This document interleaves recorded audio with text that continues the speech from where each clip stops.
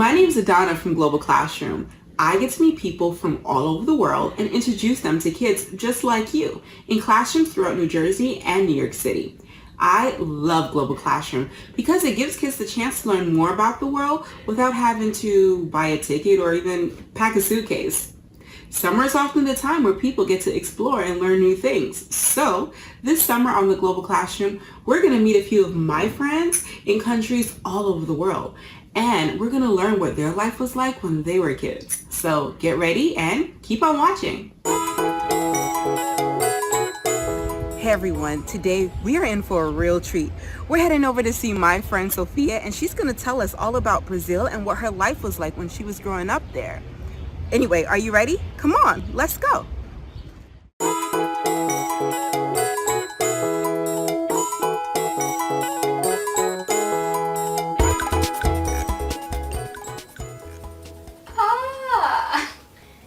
Tudo bem? Olá brasileiro e bem-vindos à Sala de Aula Global. My name is Sophia Silverafloric. I was born in Brazil, I grew up there, and I am so excited to show you a little bit about my country and my childhood. Come with me, it's going to be so fun! I was born in São Paulo, one of Brazil's 27 states. Brazil is a huge country, the 5th largest in the world and the 6th most populous. That is why one might say there isn't just one Brazil, but many. History lessons began about 500 years ago, the time when the first Portuguese arrived in the Brazilian shore. That is quite weird, considering our history is much longer than that. Brazil was a Portuguese colony. Much like the British took hold of the United States, Portuguese looked at the territory that now is my country and said, mine. A lot of what is now is Brazilian territory originally belonged to Spain. Isn't it funny? It feels weird to think that it was just possible to divide the world into two and say, well, this part is mine, that part is yours. Okay, we're settled, without talking to the people that lived there. I am very grateful to live in a democracy. You know, I think to properly talk about my country, we need to go much, much back in the past. Did you know 10,000 years ago, 20 feet Slavs were walking around Brazil? It is quite a rich history, and we need to listen to the experts dedicated to understanding our past, and most importantly, learning and upholding the communities that were here long before the European ever arrived. Tupinambá, Potiguar, Caeté, Tupiniquim, these are just some of the over 2,000 tribes that are a big part of Brazil's past and present. Unfortunately, due to a terrifying colonization process, so many lives were lost, and their tribes' traditions, culture, language went with them. It is up to us to preserve the tribes that are left and try to work together to preserve our beautiful natural resources and their traditional culture. Brazil is absolutely enormous. It holds in it parts of two forests. The Atlantic forest that goes along the coast and the Amazon. Both are really famous for holding unique forms of life.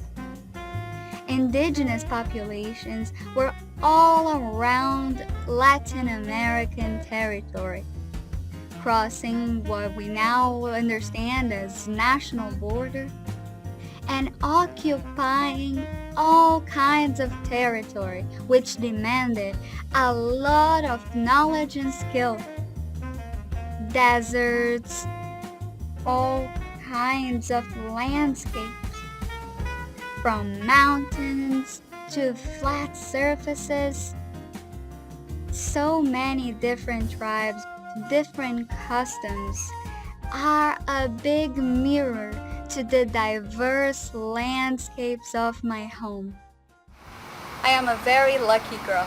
I got to grow up in between the southwestern Brazilian coast covered in Atlantic forest and the loud, noisy, creative, alive São Paulo city, one of the greatest metropolis in the world.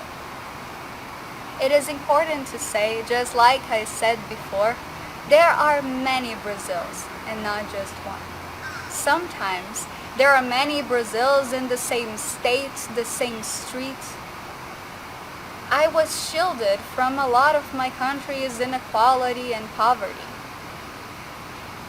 I have a lot to thank for the people who fought to preserve our Brazilian land and the traditional cultures that live in it. I also have a lot to thank for the educators who showed me there were so many more realities beyond the little bubble I grew up in. You know, the Atlantic forest is shrinking rapidly. And because of what my grandfather, the educators that accompanied me, and the indigenous populations that helped uphold those values, I understand that we need to fight to preserve the Atlantic forest. It is really important to keep the climate controlled, but also it has amazing life. Insects, animals of all kinds, plants that you can see anywhere else.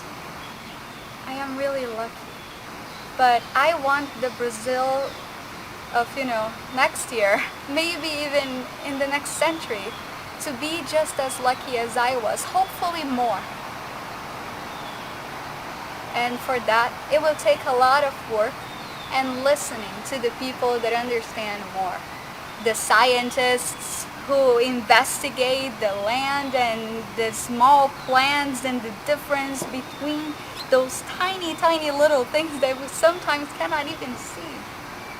And the historians, anthropologists, the indigenous people who are all that and so much more.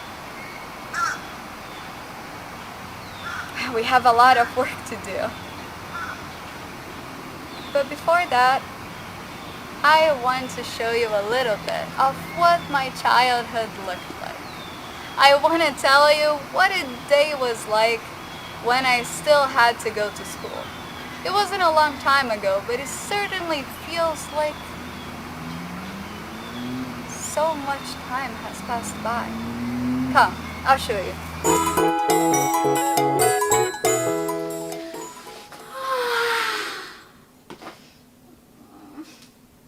Oh, there you are. When I lived in Brazil, this wake-up phase was exactly the same, along with the messy hair and even the fluffy bed. Of course, it was a lot smaller. I still remember what it felt like to wake up with my mom giving me little pinches on the shoulder, saying, "Bom dia sol, bom dia flores, bom dia todas as cores," meaning good morning sun, good morning flowers, good morning all the colors. I loved my home. It had my brother, my father, my mom. The rest of my mom's family lived quite nearby. We were a big bunch, and I got to grow up filled with love and beautiful encounters, a real sense of community.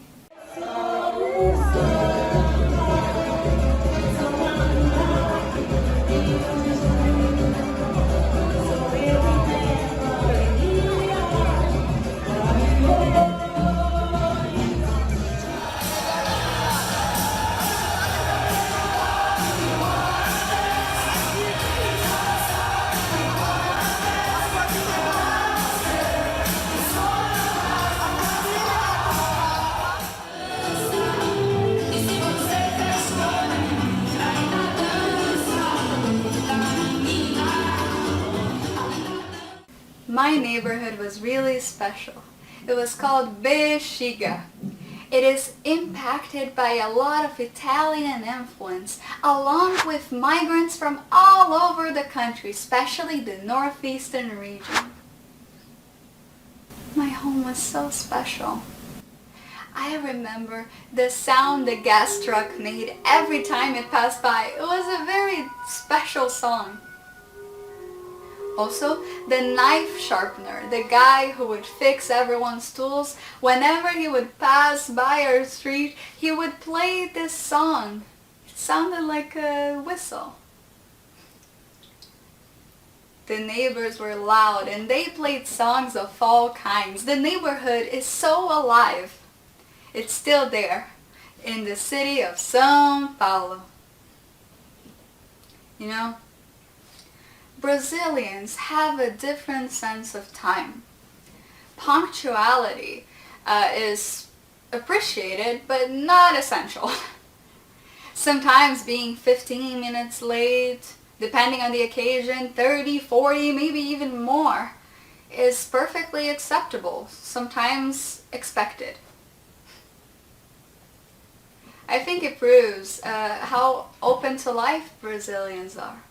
When you live in an unpredictable place, you can't freak out with every incident, accident, unexpected thing, right? You know, French bread is the greatest thing on earth. Brazilians are big fans of bakeries.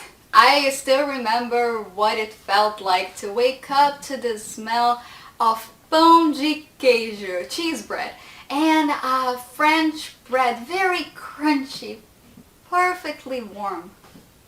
We eat it with butter or requeijão, a specific type of melted cheese. It is quite great. Ooh, not mentioning the cakes, and of course the smell of coffee. If you're anything like me when I was a kid, I didn't like coffee at all, but the smell followed me wherever I go. My mom is a big fan of coffee. My parents would have it after every meal, like most Brazilians. What adults in the US call espresso is what Brazilians have all the time. It is quite strong, and now that I grew up, I think it goes very well with a meal. I think, just like a few years ago, I'm gonna be late for school, guys. I need to change. I kinda miss school sometimes. I didn't really fit in mathematics, physics, chemistry, but I loved hearing about different people. You know, I became a storyteller. I love what I do. I help companies and individuals and different art projects to better express their ideas. I love to revise texts, try to make a story be more understandable for their audience. It's quite amazing. Going to school was a huge part of that. I had teachers that taught me about Greek mythology, so many different things. Growing up, especially after all, when, I was like 13, 14, I started feeling very lost. Thankfully, the teachers that accompanied me at school made me love literature. Brazilian literature is so special, guys. It is all about focusing on what is strange, what is from the heart. I believe Portuguese language and, its Brazilian variation, the Brazilian Portuguese, really help those authors to better express feelings. If it wasn't for writers like Manuel Bandeira, Machado de Assis, Carlos Drummond de Andrade, I don't think I would have found my place in the world. You know, that last guy I just mentioned, Carlos Drummond de Andrade, he says something really interesting. You see, he always felt like he didn't fit in. And, you know, when I was a teenager, that's the only thing I knew. In one of his poems, Carlos Drummond de Andrade says that an angel came to him and said, "Go, Carlos, go be gauche in life." Gauche means left in French. That kind of means the person who is not right. When I was a teenager and all I wanted to do was read books and avoid people, I really thought I wasn't right. Reading people like him, Lígia Fagundes Telles, Cecília Meirelles, made me realize that being weird is not something bad. If we pay attention to other people, if we are open to life, we can use our weirdness in amazing ways. Brazilian artists are very weird, generally speaking, but our weirdness is what makes us special as a nation. I wish everyone in the world could hear Brazilian music, see some Brazilian films. I think my country has so much to contribute to the world's culture. We have been influencing it from quite a while, actually. You might not have heard about Bossa Nova, a classic Brazilian style. But if you ever heard a jazz song, it is very much possible that your favorite jazz artist, or the one your parents like, was influenced by Brazilian songs. Throughout history, my country has contributed a lot to humanity. Arts, music, sports. You probably heard of Brazilian soccer.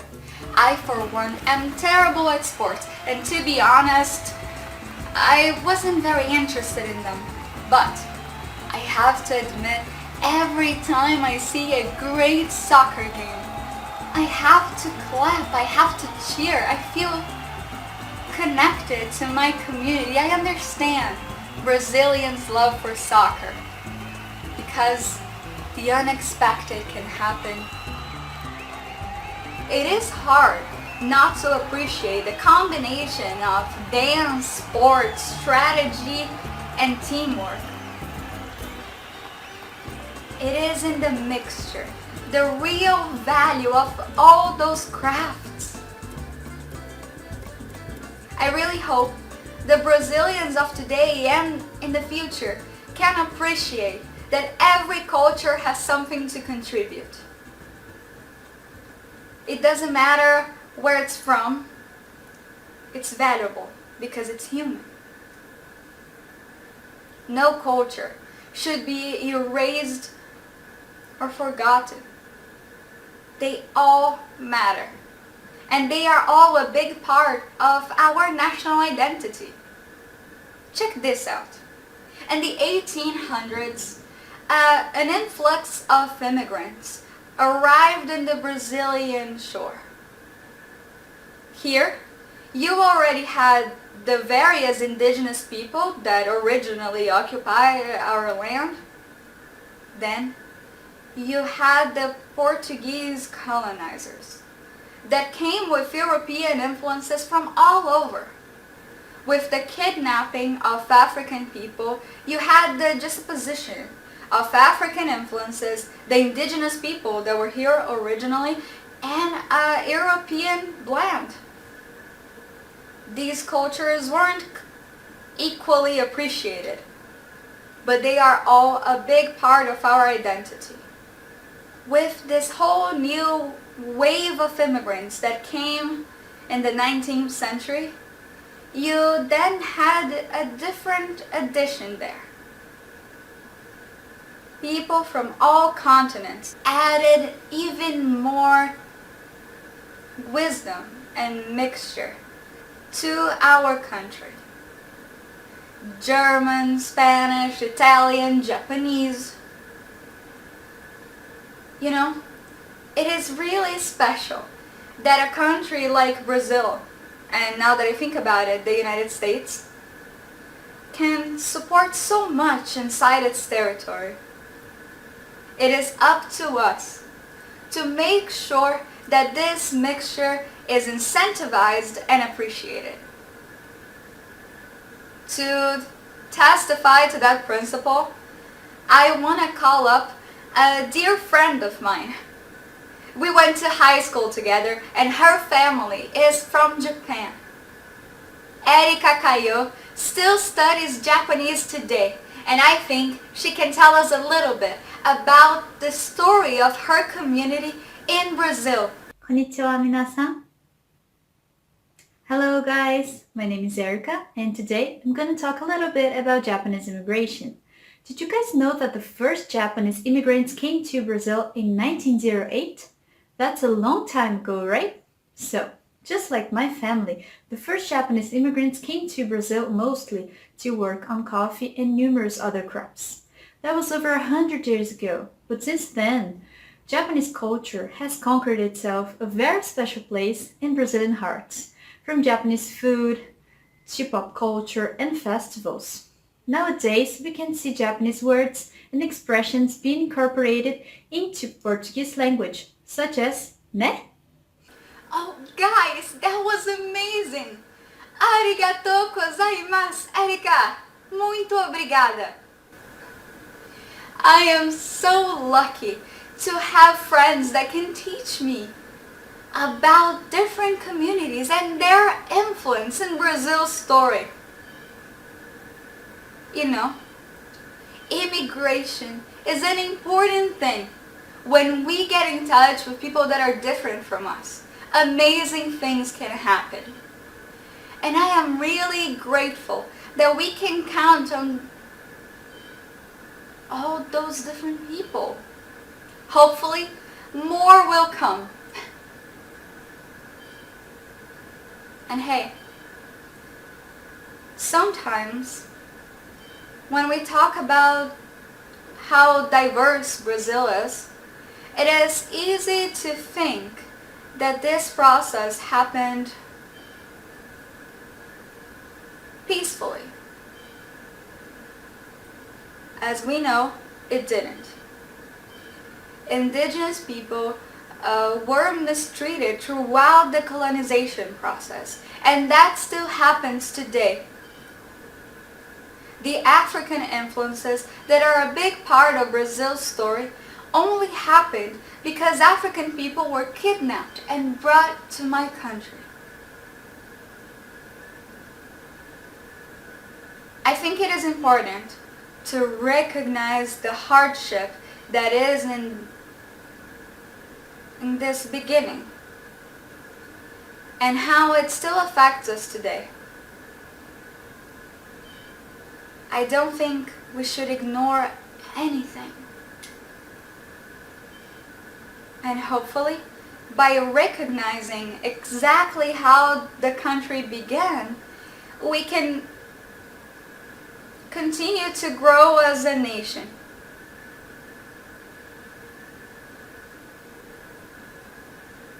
You know, one thing that I appreciate about my education was that thankfully in school we were incentivized to see all those communities that we usually didn't have any contact with. Traditional Afro-Brazilian culture was something that I honestly knew nothing about.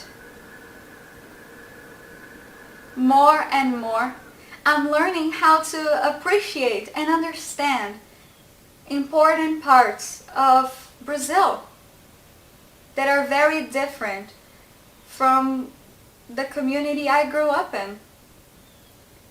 Because we are talking about school, I think we should take this time to understand a little more together.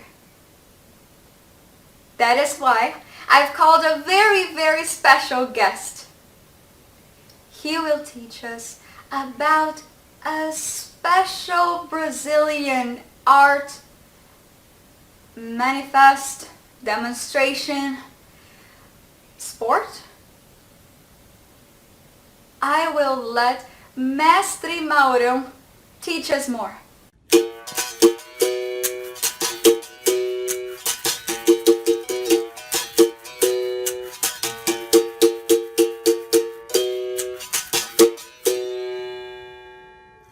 Hi everybody, my name is Mauro Porto da Rocha and I have been practicing capoeira for 41 years. And now I'm gonna speak about the history of capoeira. I was born and raised in uptown São Paulo, East Side, where I first met capoeira as a child. It happened thanks to a social services project led by my capoeira master Valdemar Silva dos Santos. And since that moment, capoeira has changed my life. I became a capoeira master, and I have carried on working for over 30 years, helping the uptown youth. This ended up becoming our lead project, the Mandinga Capoeira Group, which I am the president from. Speaking on capoeira, it started in Brazil, created by the people that came from the African continent while enslaved. It was born out of the slave quarters and the quilombos. It was also made to look like a dance from inside the quarters, so slavers wouldn't find out about slaves training to fight for freedom, their freedom, the oppressed against their oppressor. After a long day's work, they sang songs, reminding themselves of the countries of origin from the African continent, and they practiced capoeira. When slavers came around asking about what they were doing, slaves used it to say it was an Angolan dance. Since then, Angola became synonym with capoeira in their songs, in their stories. And inside the quilombos, where people ran off to seeking refuge and to fight for freedom, capoeira was practiced like fighting too. After slavery ended in Brazil, capoeira followed people to urban centers all over Brazil's largest cities.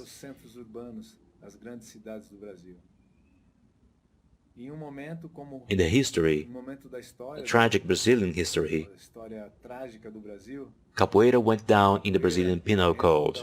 It was outlawed, along with many other cultures from African origins within Brazil. In 1930s, capoeira was officialized as a sport in Brazil. With it, two of the most important capoeira masters in its history, Master Pimba and Master Baixinho. From then on, capoeira became famous worldwide. Today, it is practiced in over 150 countries.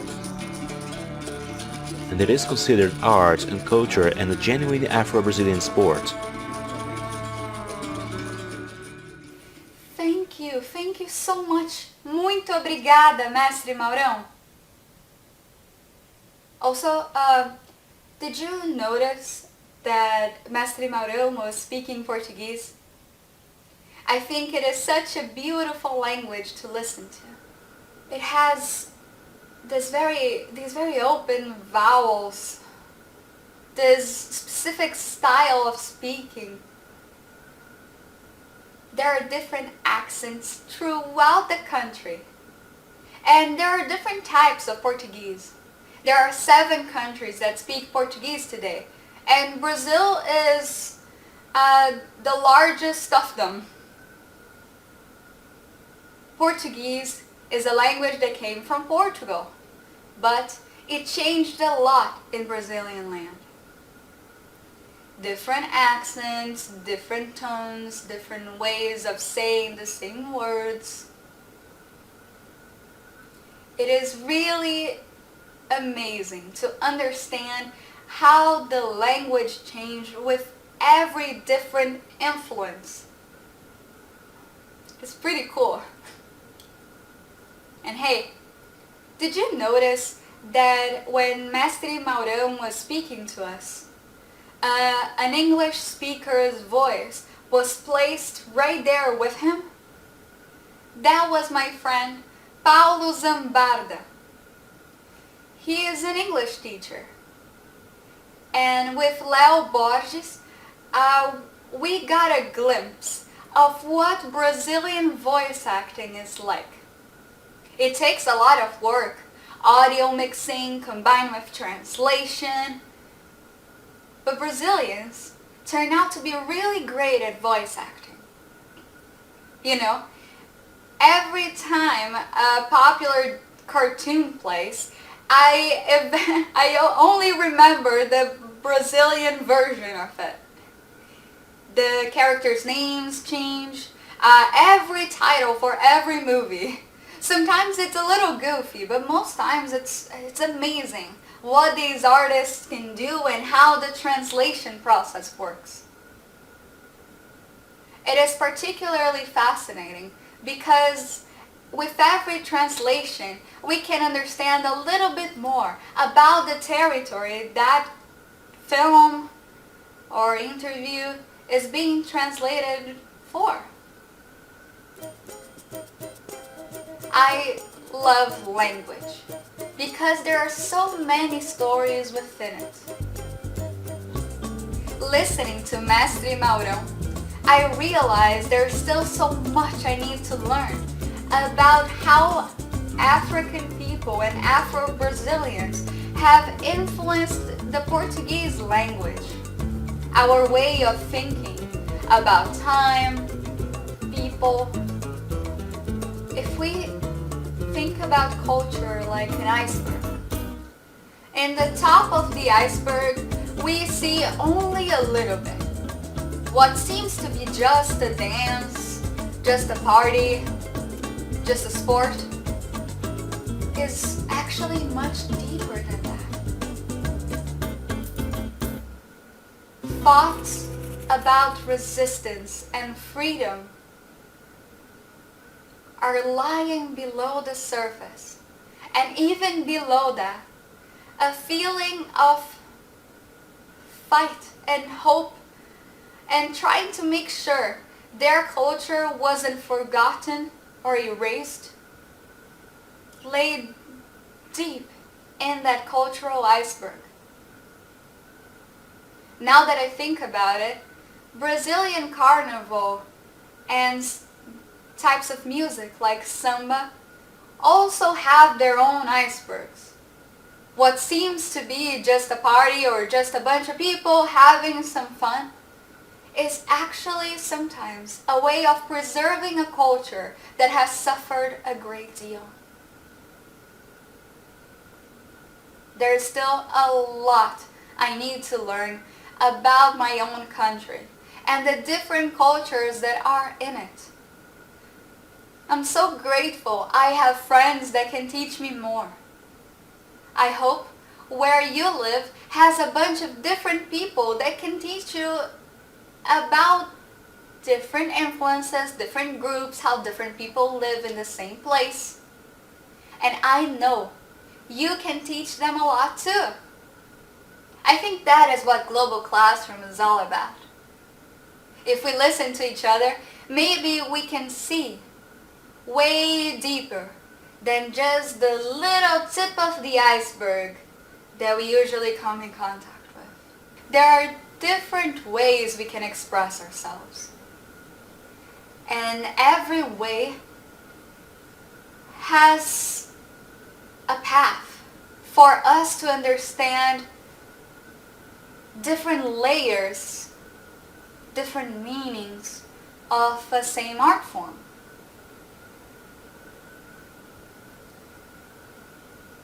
Theater, movies, music, language.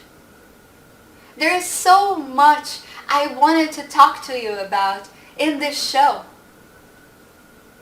I think maybe if we use a different art form, perhaps we can talk about Brazil in a deeper way. I think I want to show you a song. Hey guys, I am here with my friend Miranda, who is an educator and a speech pathologist. Miranda, what does a speech pathologist do? A speech pathologist is someone who works with children or adults, and we help people better communicate. So whether that's their vocabulary, their language and words, or their speech sounds, how they say words, we help them to be a better communicator. That is amazing, guys. She's the right person to help us today. Like I was telling you, I am so excited to sing this song with you. It was composed by Paulo Tati and Arnaldo Antunes, interpreted by the group Palavra Cantada, who was such a big part of my childhood growing up. This is an amazing song. It's basically a list of all the things that comprise a classic, amazing Brazilian childhood. The chorus, though, goes much deeper than that. Here's how the words sound. Criança não trabalha, criança dá trabalho. Criança não trabalha, criança dá trabalho. Meaning, kids do not work, kids are work. Unfortunately, back home and all around the world, so many kids still have to work to help sustain their families, amongst other 1,000 reasons. They shouldn't have to work. Kids need the time to just be kids, and this song is an important reminder of that and the fight to assure every kid around the world has the time to be a child. I am very excited to sing with you guys the song. Criança não trabalha, criança dá trabalho. Criança não trabalha, criança dá trabalho. Lápis, caderno, chiclete, peão, sol, bicicleta, skate, calção, esconderijo, avião, correria, tambor, gritaria, jardim, confusão, bola, pelúcia, merenda, creião, bando de rio, bando de mar, pula-cela, bombom, tanque de areia, gnomo, sereia, pirata, baleia, manteiga no pão. Criança não trabalha, criança dá trabalho. Criança não trabalha, criança dá trabalho. Oh, guys, I hope you had fun. Let's go over the chorus once more slowly so we can make sure we understand the words. Criança não trabalha. Oh, I heard that R, that rolled R, and the L at the end. Trabalho.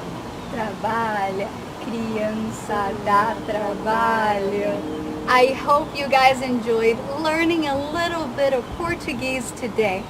I love this song and I incentivize you guys to search for more Palavra Cantada songs. Also, I really hope you can create your own song about what childhood is like where you live. Are you ready to do the chorus just once more? Criança não trabalha, criança dá trabalho. Criança não trabalha, criança dá trabalho. That was great! Guys, let's learn Portuguese just one more word. Let's say obrigada. A big thank you for Miranda helping us today. Obrigada, Miranda.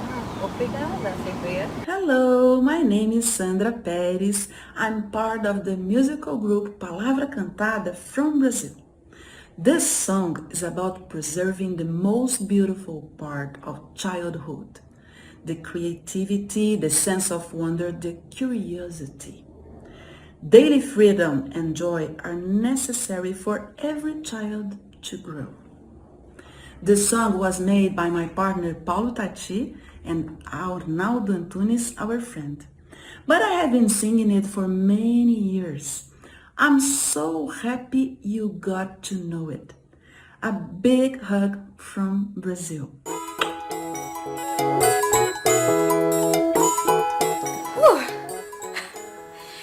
That was one long school day. I remember how tired I felt every time I came back from school. I remember just how difficult it was to try to do more after I came home. You know, sometimes it can be hard, but there is so much to explore. Sometimes my parents would introduce me to a new kind of movie, or maybe we would watch a play. Of course, there was also homework, but having the time to discover new things was really important for me. From watching soccer matches every Sunday to watching the soap opera with my parents, going to the movies, having that family time was essential, mostly because my family members are so different from me. Actually, sometimes we are really alike, but we enjoy very different things. Even when we were really mad at each other, we would spend time together. And Brazilian food was a huge part of that. You know, my family loves fish. It is our thing. My mom is from this fishing town. Actually, it has one of the biggest ports in the world. But compared to São Paulo, it always felt so small. My parents and my mom's family, we would always have fish. Fish, different kinds of meat sometimes. Everything was so delicious and prepared at home. I wish I had paid more attention to the way my mom cooked. Sometimes I would stay with her in the kitchen and I wouldn't take my eyes off whatever book was with me. Oh, you know, the book was nice. But I wish I had seen the way she prepared food. Because now when I try to make it, it tastes so different. Have I told you about one of the most important Brazilian meals? It's called Feijoada. It is basically parts of pork put into beans, cooked with a lot of flavor. Different spices are put into the beans and we eat it with rice and even fruit sometimes. I love my feijoada with banana and oranges. Also, collard greens with all that, it's the perfect combination. Feijoada is, to me, a great expression of Brazilian culinary. It is a very delicious dish, but it is also colorful. It is this mixture of different flavors. It is so special. One more proof that Afro-Brazilians have contributed to a lot of our cultural identity. We would eat feijoada on Wednesdays and Saturdays. That is usually the days when restaurants will offer that dish. I don't know exactly why. See, there is so much I still don't know about my own culture. So many friends that we should ask. So much to discover together. You know, there's lots of ways one can research about culture. Paying attention to the food they eat, listening to different stories, watching a soccer match. I think a big way that I interacted with my own culture was listening to my parents, watching my mom watch the soap opera. You know, since I moved to the United States, I saw that people don't cry as much as Brazilians do. There is something about the way we show emotion that I still haven't found in any other country. Everything is from the heart, you know? Of course, Brazilians have contributed a lot to science and to rational, logical thought. But the way we express emotion is something that I only found in my country. Well, maybe because I miss home. I still remember what it felt like to go from school back into my home. My dad, he spent a long time working in a different city. He would come home only on Thursday night, and we would wait for him awake. The sense of security that I got from my family, from being with them, is something that is so important in our culture. You know, differently from the United States, Brazilian families usually grow up in the same place. Most Brazilians don't go away for college, and that has economic, social, political reasons. We usually stay in the same place. And when we move with our families. That has positive and negative aspects. On one hand, Brazilian families are very active in their loved one's life. On another, sometimes that can result in the feeling that they are always there. It's a different way of seeing the importance of family. And I think that happens in many cultures, not just the Brazilian. All I know is that my parents had a huge amount of participation in my life. And we would spend a lot of time together every day. Every meal, we would be there, you know? And hopefully, I'll get to do the same thing for my children. My dad, he was a huge influence on my professional choice. I became a storyteller because, of course, I had teachers that taught me a lot about mythology, movies, theater. But my dad loved all that too. Every night, he would tell me a different story. You know, Brazilians have amazing myths. Close your eyes. Maybe I can tell you a story just like my dad did for me. Okay, I hope you're ready.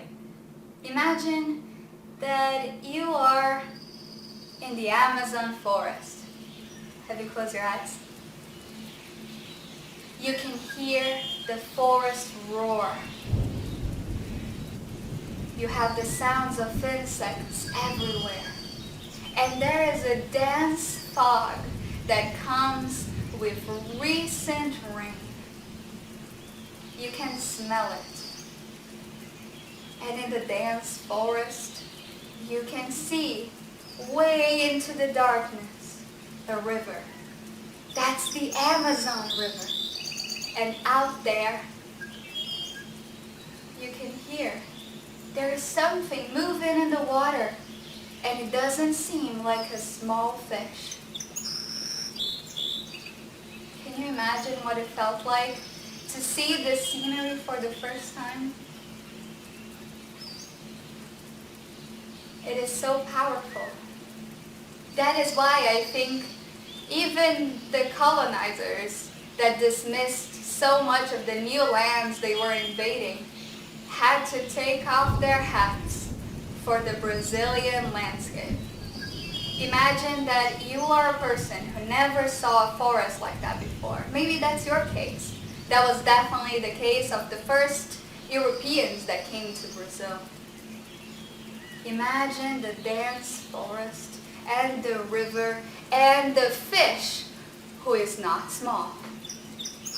It starts to move in the water, and it is actually a really big one. It's pink.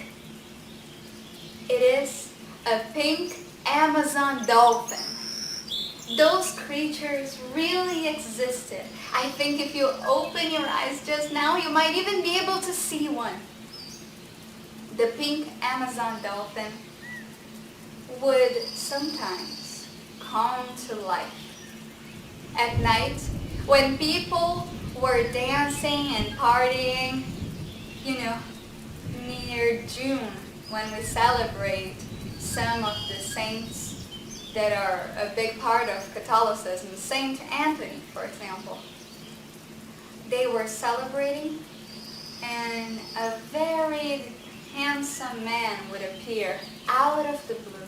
No one knew where he came from, and he would make everyone fall in love with him, only to disappear. I got distracted. I was imagining this handsome man. I imagine him with a hat. They say that he always wears a hat because he's trying to hide his big dolphin fin.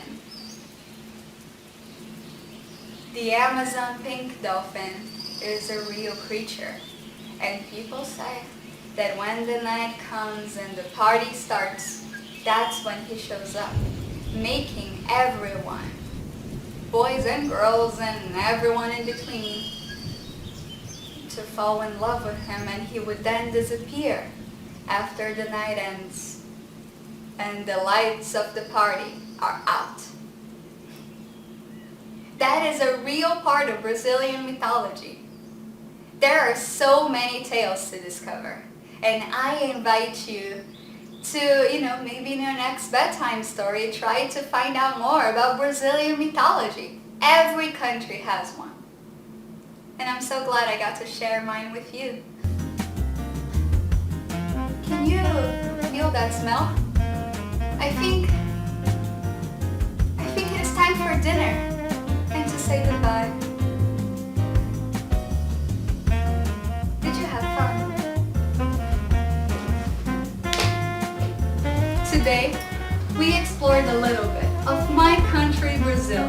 Its contrast, its culture, its conflicts. Thank you so much for accompanying me on this journey. Hopefully, you could catch a glimpse of the Brazilian sense of community and togetherness. When I first moved to the United States, I thought I was signing up to a very lonely life. But I learned my values accompany me wherever I go. They gave me a family, both here and there. Thank you so much for joining us, and I hope to see you in the next edition of the Global Classroom. Viva! Viva! Viva Sophia!